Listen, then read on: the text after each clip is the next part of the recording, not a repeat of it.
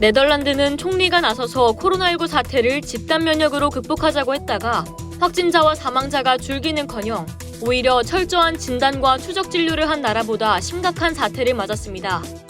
집단 면역으로는 코로나19를 해결할 수 없다는 전망을 뒷받침했는데요. 북유럽 국가인 스웨덴도 네덜란드의 전철을 밟고 있는 것으로 나타났습니다. 인구 1,000만 명의 스웨덴은 국가 통제 방식이 아닌 시민들의 사회적 거리두기에 의존하며 집단 면역 실험을 해왔습니다. 집단 면역은 통제된 방식으로 특정 전염병을 확산시켜 면역을 가진 개체의 수를 많아지게 하는 전염병 대응책입니다. 스웨덴의 결과는 어땠을까요? 지난 21일 스웨덴 정부는 지난달 말 스톡홀름 인구의 7.3%가 신종 코로나 바이러스 감염증에 대한 항체를 형성한 것으로 조사됐다고 발표했습니다.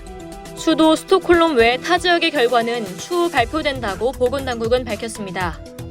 안데르 테그넬 스웨덴 임상역학 담당 박사는 이날 기자회견에서 스톡홀름 인구의 7.3%만이 코로나 항체가 생긴 데 대해 기대보다는 좀 낮지만 아주 낮다고 말할 수준보다 1에서 2% 정도 높다고 주장했습니다.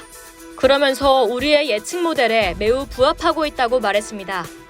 18일 기준 스웨덴의 코로나19 사망자는 3,831명, 100만 명당 사망자는 약 364명입니다. 이는 인근 국가인 덴마크, 노르웨이, 핀란드의 합계 사망자 수인 1,081명보다 3배 넘게 많습니다.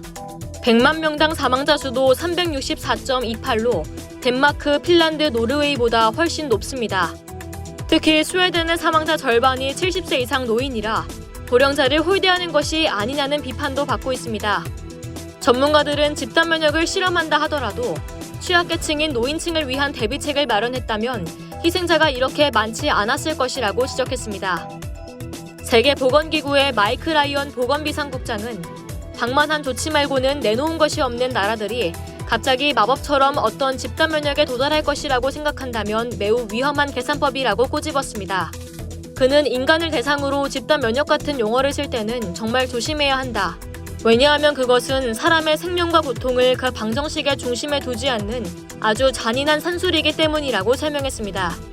WP 역시 스웨덴은 코로나19 감염자와 사망자 수에 있어 자신들이 취한 정책에 값비싼 대가를 치르고 있는 것으로 보인다고 평했습니다. 노인 보호에 소홀했다는 비판이 일자 스테판 레벤 스웨덴 총리는 지난 13일 기자회견에서 최선의 계획에도 불구하고 우리는 노인이 대부분인 취약한 이들을 보호하는 데 실패했다고 인정했습니다. 관련 예산도 대폭 늘리기로 했습니다. 스웨덴 정부는 고령자를 보호하고 돌보는 직원 규모를 늘리기 위해 22억 크로나를 투입하고 또 다른 20억 크로나는 지역 보건 당국들의 코로나19 대처 추가 비용을 보전해주는 데 쓸 것이라고 밝혔습니다. 하지만 스웨덴 정부는 방역 정책 전체의 실패는 아니다라는 입장을 유지하고 있습니다.